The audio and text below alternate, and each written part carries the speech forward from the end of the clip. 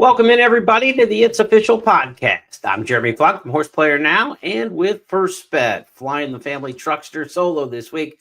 Partner Jeff Siegel, hopefully back here shortly in due time. Look forward to having him back on the program. You know, we take on 5 hot topics in horse racing each and every week. And this week, when you look at the schedule, it's not the biggest week in racing coming up this Saturday. We do have something old, something new to talk about in Virginia.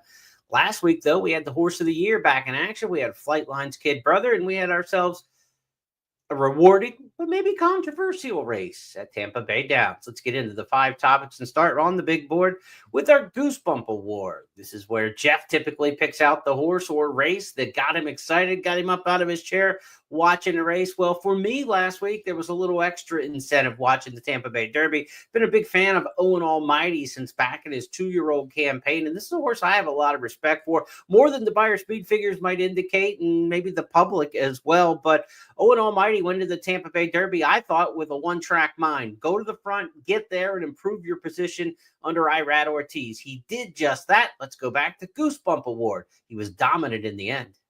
Owen Almighty brings him around to the top of the stretch. Brodeur, Patch Adams 3 wide. Filoso on the far outside. Chancer McPatrick still waiting for that seam to arrive as Owen Almighty turns him in. Owen Almighty to the 8th pole, 2 lengths in front of Chancer McPatrick, who tries to come after that one, but Owen Almighty's 3 lengths in front. Chancer McPatrick, a final 16th. Hill Road up the inside. It's Owen Almighty in front. Owen Almighty by 4. Owen, the all-powerful Owen Almighty, wins the Tampa Bay Derby. Chancer McPatrick was second. Third went to Hill Road. Patch Adams 4th.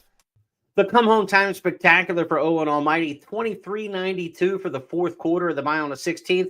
Final 16th of a mile, 5.84. You don't see him shade 6 seconds, especially at this class level. Yes, it was 112-2 for the first 6, so you should finish up strong, but this was exceptionally strong. So Owen Almighty, really good performance. He gets the Goosebump Award in the Tampa Bay Derby. Let's talk about that race now and its Triple Crown implications. As for the Tampa Bay Derby, it was Owen Almighty over the 2 Chad Brown runners in there. Chancer McPatrick, last year's dual Grade 1 winner, winning a couple in New York at the Grade 1 level, and then Breeders' Cup 3rd place finisher Hill Road coming back with a 3rd place finish in his own right. We'll talk about those top 3 and their Triple Crown aspirations here as we look at the Tampa Bay Derby fallout. Owen Almighty's trainer, Brian Lynch, said immediately after the race, he's thinking Pat Day Mile still for this horse. He thought Pat Day Mile going into it. But 48 hours after the race, there was a little bit more discussion of being open-minded towards the Kentucky Derby run. And again, you cite those closing fractions here at a mile and a 16th, 23.92 and 5.84, just absolutely exceptional. That makes you think maybe, just maybe, this horse has more in the tank. He is front-running speed. The Kentucky Derby is a much bigger blender on the front end than what he's going to see, or what he did see in the Tampa Bay Derby. So he's not going to be able to run the same kind of race and win the Kentucky Derby, likely. He's going to have to show a little bit more stamina and, ability to get away with fractions that aren't so easy and still kick on. So maybe a test at a mile and an 1/8 would give you that answer. And Lynch said if they do go to the Kentucky Derby with the Tampa Bay Derby winner, they would not train up to the Derby. He would try to get a mile and an 1/8 race. Obviously, the Bluegrass at Keeneland makes the most sense. Lynch supports that meet pretty strongly that time of year. You're already in Kentucky, and if you're going to go to the Pat Day Mile out of that, then you train up to the Pat Day Mile, he said. So you can kind of go to Kentucky, get to Keeneland, get settled in. And if you want to run him in the Bluegrass, you got an opportunity there to see if he can get the mile and an 1/8 under a little bit more pressure and then take that Kentucky Derby test. If he fails the test in the Bluegrass, you probably end up skipping the Pat Day Mile. And if you're going to cut this horse back in trip in the future, maybe you go to the Woody Stevens or something like that, or recalibrate towards a summer run. But Owen Almighty's had a very good winter. When you look at his 2 races at Tampa Bay Downs, he was a very good second to John Hancock in an underrated, and I mean underrated race, the Sam F. Davis Stakes. Got a terrible buyer speed figure. We talked about it a bunch in my countdown to the Crown Series, how that speed figure may have been underrated by some other races on the card, I think. And Owen Almighty ran second in that race in the Sam F. Davis to John Hancock.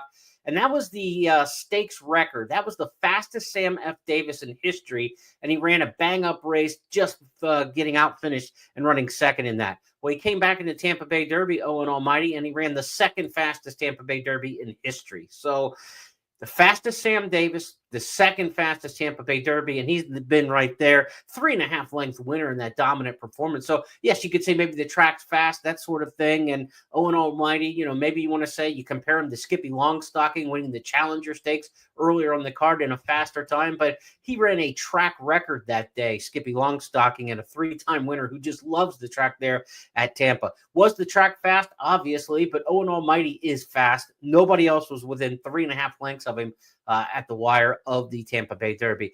I say you try him. I say go to the Bluegrass, see what you've got there. I think this is a really talented horse. As for the Chad Brown second and third place finishers, Chancer McPatrick, good effort in the return. We were questioning whether or not he's really a two-turn horse. He only had the 1 2-turn attempt in the Breeders' Cup Juvenile last year, and he kind of split the field there with not much pace help, obviously, but he didn't do a lot of running in the Breeders' Cup Juvenile. I thought he ran a representative race on the comeback of a horse who belongs on the trail. He is not off the trail after getting beat just this time. I think he ran better than to expectations, honestly. I thought Hill Road might beat him in this particular spot around 2 turns. He handled Hill Road. He was a good solid 2 3/4 lengths in front of that rival. We'll talk Hill Road in just a second. But if you like Chancer McPatrick, this was a good comeback race. I expect to see him in Lexington at Keeneland in the Bluegrass Stakes next. Bluegrass or Wood are going to be the 2 final preps that Chad Brown's looking at for his 2 horses coming out of this Tampa Bay Derby. It would just make more sense to send Hill Road, I think, to Aqueduct, a little slower going there, a little bit bigger closer perhaps. Chancer McPatrick showed a little more tactical speed. He was much closer to the pace with blinkers on than Hill Road was in this particular spot. And therefore, I think he would do better at Keeneland than, say, Hill Road. So Chancer McPatrick earned his right to go to the Bluegrass Stakes, and he'll probably be one of the favorites in the Bluegrass. You would think he's going to get bet back. He was 2-1 second choice here in the Tampa Bay Derby. As for Hill Road, the third place finisher in here, good effort, first time for Chad Brown, but he was beaten in here 6 1/4 lengths in third. He did gallop out exceptionally strong. So if you look at the gallop out of the Tampa Bay Derby, a lot of people are going to talk about look out for Hill Road moving forward.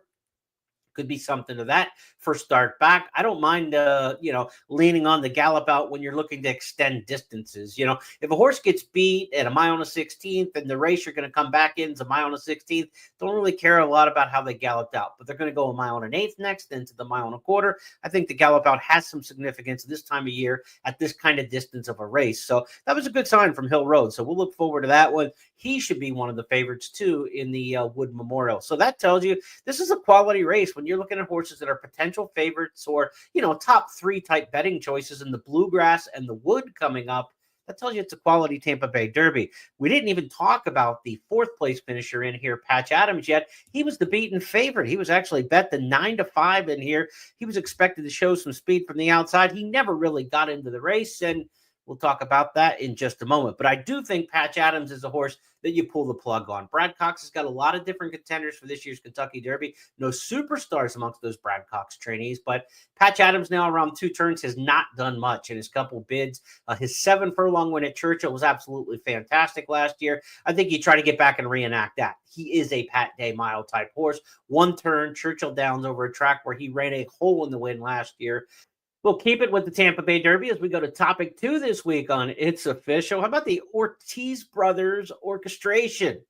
The orchestra was performed on the first turn going into the clubhouse turn, according to either conspiracy theorists or people who look at things pretty objectively. And sometimes it's hard to tell the difference between the two in today's society. But I have to say the ride, suspicious, no doubt. As we handicapped into this race for the Tampa Bay Derby, there was a scenario where the inside-outside speed down on the rail was Irad Ortiz with Owen Almighty. To the far outside in this field of 7 was Florent Giroux aboard Patch Adams, the main threat amongst the early speed horses. Right in between those was the only other horse in the race who really had any early speed, and that was Brodeur in post 4 with Jose Ortiz. Now, a lot of folks who've watched racing on the NYRA circuit for years will swear that the Ortiz brothers help each other out in races, and there's a lot of visual evidence that goes to that. No question about that in my mind. I think that they are friendly and kind to one another, to be kind in the commentary. But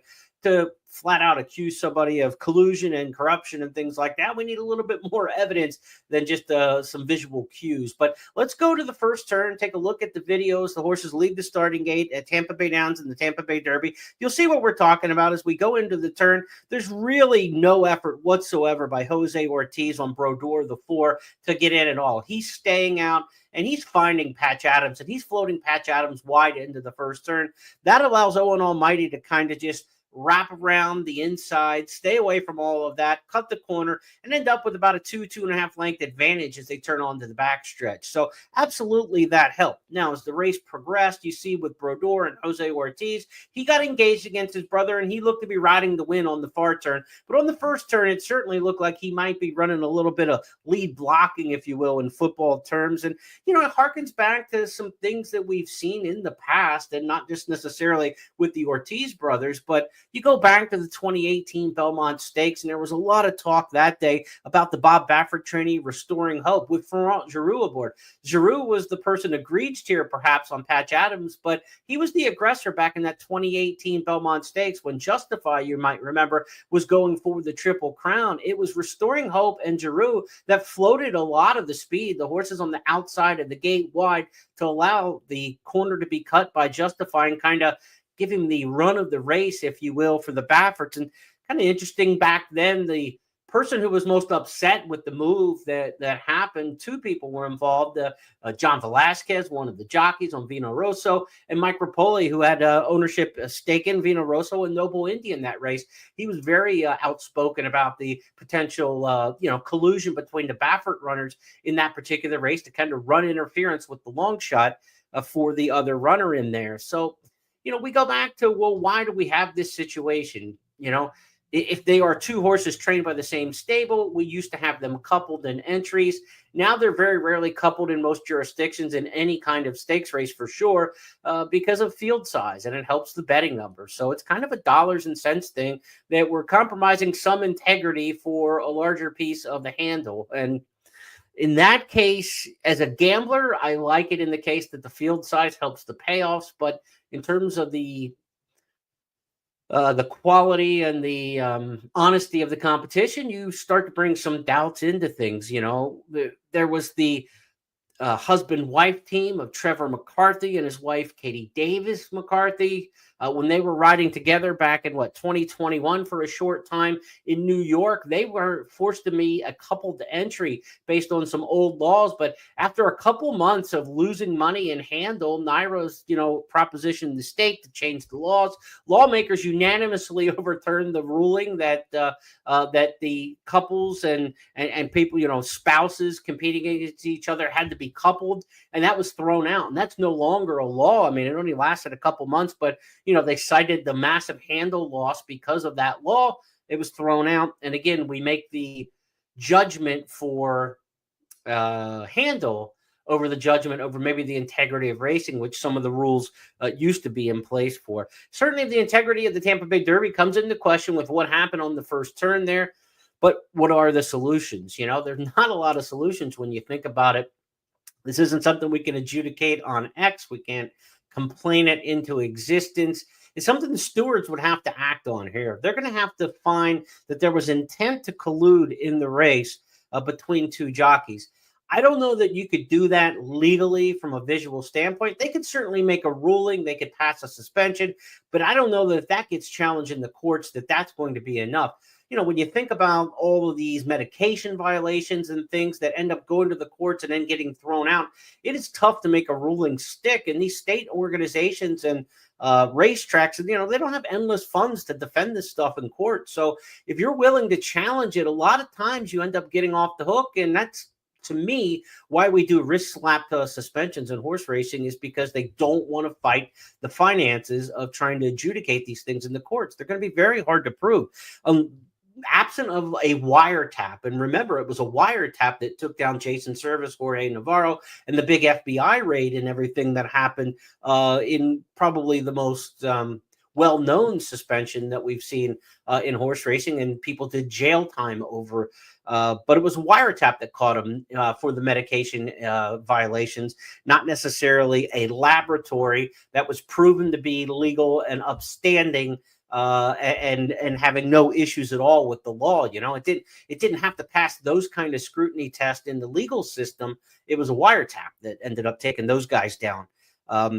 Absent of having two jockeys on a wiretap colluding with each other prior to the race, that I'm going to do this and you're going to do that, be very, very hard, I think, to adjudicate this. So difficult situation. I don't know what the best answer is, but I think you need to handicap for it, and for me in this race, knowing that Owen Almighty was speed in the one hole, knowing that the speed was the 7 in here as well, and that Jose Ortiz was in between them, you just have to handicap for it. And whether it happens or doesn't happen, that's the gamble of handicapping on horse racing, right? But you as a handicapper and as a bettor have to anticipate how the race will be run. Who's going to send? Who's going to take back? Who might float what? Now, I will say this, like John Velasquez is one of the great riders in the game at floating everybody wide on the clubhouse turn. So when John Velasquez has speed in a 2-turn race and he's towards the inside, I always feel that he's going to carry some other outside speed wide. That's not to collude with anybody else and not to say this is the same argument,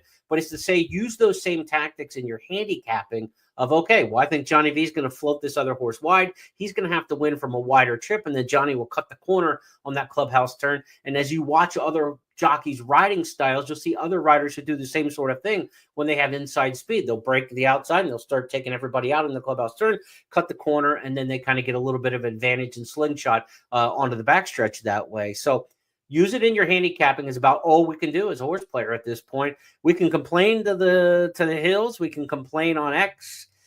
I don't know that the stewards care about what's on X, and I don't know that outside of them, I'm not sure who can possibly adjudicate something like this, short of a wiretap situation. So the Ortiz Brothers Orchestra, it's probably going to continue. It's probably a real thing. And until somebody says it's illegal, it's not.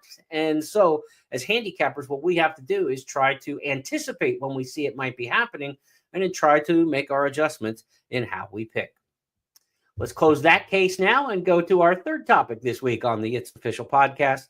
We're going to talk the Triple Crown Tracker now. Tampa Bay Derby in the rearview mirror, but we've got horses coming up this week in the Virginia Derby. We'll take a look at that in just a moment. But after the Tampa Bay Derby, there are 6 horses right now that look like they've got enough qualifying points to be set for this year's Kentucky Derby if they want to go. Right now, leading the point standings is Cole Battle with 70 points. Lonnie Briley said that the 2-time Oaklawn Stakes winner of the Rebel and Smarty Jones, may train up to the Kentucky Derby or may come back for the Arkansas Derby. He'll let the horse tell him. But if he wants to sit, he's already in with the 70 points. Looking at the historical totals, anything 40, 45 and up should get you in the Derby with no problem. Others on that list, Citizen Bull, horse who obviously is training towards the Santa Anita Derby. And we had Citizen Bull in a 6-furlong workout this past weekend. Take a look at that. Thanks to Watch First. 1:12:30, the fractions and the final time, I should say, for that workout at Santa Anita for the big Santa Anita Derby coming up in a couple weeks' time.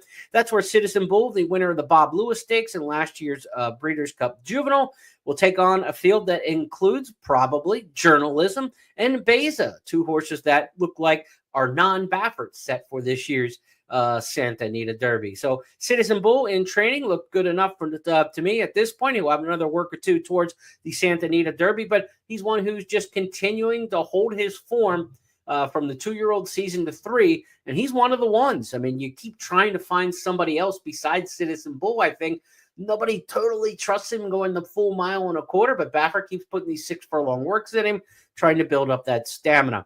A little bit of news on Flood Zone with those 50 points. He looks to be headed for Brad Cox out of the Gotham Stakes to the UAE Derby.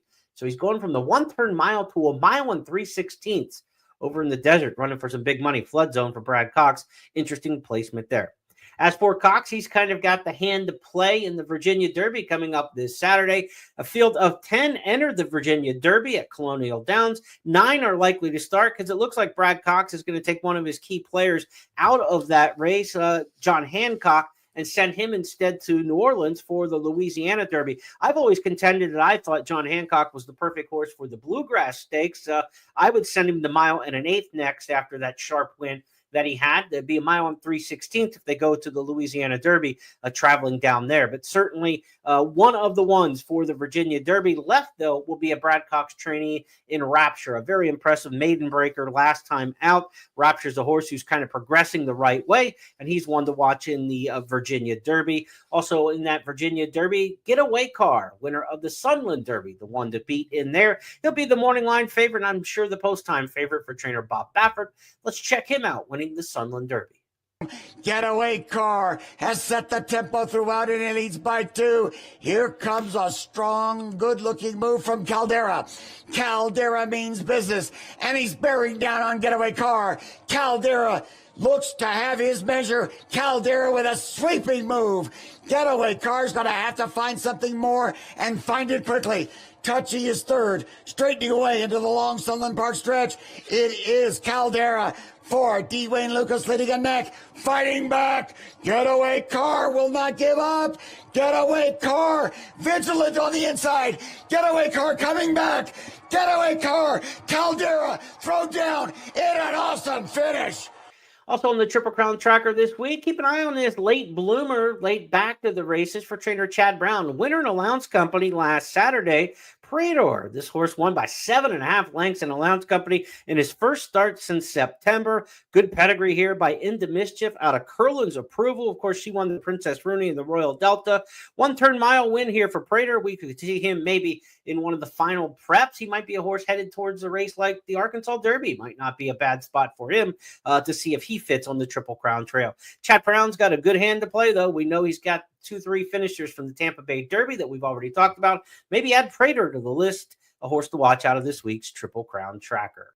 Let's add one from the 3-year-olds and talk 4-year-olds in topic 4 this week on It's Official. Here come the 4-year-olds. It was a big weekend last week. We said the horse of the year was back. It was Torpedo Anna, and she was back to her dominant self in the Azeri Stakes. Torpedo Anna, 48-2 for the half, coasting as she goes into the forward turn, a half length in front, free like a girl, still right there. Jody's Pride third, Alpine Princess has come under a hard ride, joined by Recharge as they round the forward turn. Torpedo Anna still in front of neck, free like a girl, attempting to make a race of it. Torpedo Anna coming to the top of the lane, a neck in front of free like a girl who's right there. Torpedo Anna off the turn, free like a girl, still trying in second. Torpedo Anna, Brian Hernandez Jr. asks her to go, and just look at her go. She hits the furlong pole, accelerates, opens up 3. Torpedo Anna just gliding over the Oaklawn soil today, and she is back, and she is back in business.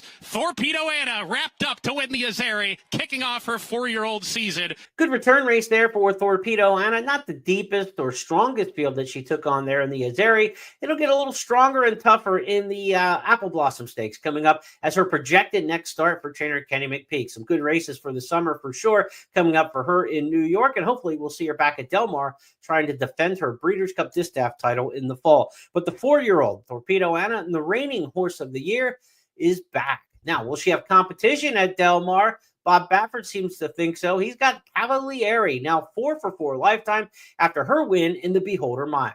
Bella, they turn for home, and Ricci is asked to finish the job. Has a 2-length lead with a furlong left to go. Cavalieri is trying hard to close the gap and is getting to Ricci now. Ricci, Cavalieri. Ricci and Cavalieri head and head. Cavalieri on the outside, and Ricci. Cavalieri gets her, and Cavalieri with an unblemished 4 for 4 record. He ran down a good Ricci on the stretch out in that race. Hard-fought win. The Bafferts go 1-2 there. Cavalieri is a filly that Bob Baffert said they thought was a superstar from the start. If she's superstar quality, she may get a chance to prove that against Torpedo Anna a little bit later this year. She doesn't have to leave the West Coast, though, with Del Mar hosting the Breeders' Cup Distaff in the fall. Speaking of West Coast 4-year-olds, another was back, and it was Flightline's kid brother, Eagles Flight, in Allowance Company last Sunday. He doesn't run very often. Neither did big brother Flightline. But like his brother, when he runs, they don't beat him. Eagles Flight cuts the corner and goes on with it. Brazenly on the outside, and Santarena head and head battling for second. And down at the rail comes Mystification, a late bid from Ghazali. But Eagles Flight is in another league. And Eagles Flight strides out beautifully through the stretch. The promising Eagles Flight wins by 4.5. It'll be very curious to see where Eagles Flight winds up the rest of the campaign and how often we might be able to get to see this one as he steps up in the stakes company. And finally, some news on maybe the biggest 4-year-old of the Colts to talk about. Sierra Leone, last year's champion 3-year-old and Breeders' Cup Classic winner. He has been confirmed to run this next week, not this coming Saturday, but the following Saturday in the New Orleans Classic on the Louisiana Derby undercard at the fairgrounds in New Orleans. So can't wait to see Sierra Leone back in action. And one last talk. We talk all these 4-year-olds, and we love to see them back from 3 to 4 and how they progress. One shout out to a 6-year-old before we close this segment on some of the older horses. Skippy Longstocking, for the 3rd straight year, won the Challenger Stakes on the undercard at the Tampa Bay Derby. Safi Joseph has campaigned him as well as you could possibly do. Skippy Longstocking has always been in spots that were winnable. They don't put him in over his head, and he has had an outstanding career. Just loves it there at Tampa. 3-time winner of the Challenger Stakes. Congrats to Skippy Longstocking. And we wrap things up with our Stars of Tomorrow segment each and every week here on the podcast. Our Star of Tomorrow back at Tampa Bay Downs for the Tampa Bay Derby undercard. It was Accelerized. The 3-year-old won his maiden 7-furlong first-time starter by 7 3/4 lengths. Trainer Todd Pletcher serving a medication suspension right now. So Anthony Scametta, the trainer of record of this $400,000 son of Omaha Beach, 7 furlongs, 121.20. The Damn Motion Emotion, she made more than $500,000 routing, was second in the fantasy, Florida Lee. A very good pedigree for this one. We will see where Accelerized turns up. Certainly stakes caliber off that debut win at Tampa Bay Downs on Saturday. Let's review our topics this week on It's Official. We go back to the big board, the Goosebump Award. Owen Almighty coming home with tremendous splits in the Tampa Bay Derby to get this week's Goosebump Award. We talk about the Ortiz brothers and the orchestra they conducted on the first turn of the Tampa Bay Derby, the implications of all of that, and what can or can't be done as horse players or as followers of the game. Our Triple Crown tracker talked about some horses that are already in the clubhouse, if you will, with enough qualifying points for the Kentucky Derby. We took a brief look at the field for the Virginia Derby. Citizen Bull's workout as the 2-year-old champ gets set for the Santa Anita Derby. And we talked about a newcomer to watch, a returnee to watch in Prater for Chad Brown. Here come the 4-year-olds. Torpedo Anna and Cavalieri look good in the Distaff division, winning the Azaria and the Beholder Mile as 4-year-olds. The 4-year-old Eagles Flight won his return to the races Sunday at Santa Anita and Allowance Company. Flightline's little brother looking sharp. And Sierra Leone headed towards the New Orleans Classic. Looking forward to seeing him back in action. And our Star of Tomorrow was Accelerized, Saturday winner at Tampa Bay Downs on the Derby Day undercard. That'll wrap up this edition of the It's Official podcast. Be sure to join us on Friday for First Call when we handicap 8 stakes races for the weekend. I'll be back next Tuesday when we put 5 new topics on the big board. We'll shake them up and review a big weekend that includes the Virginia Derby. First time on dirt, first time in the spring at Colonial Downs. Have a great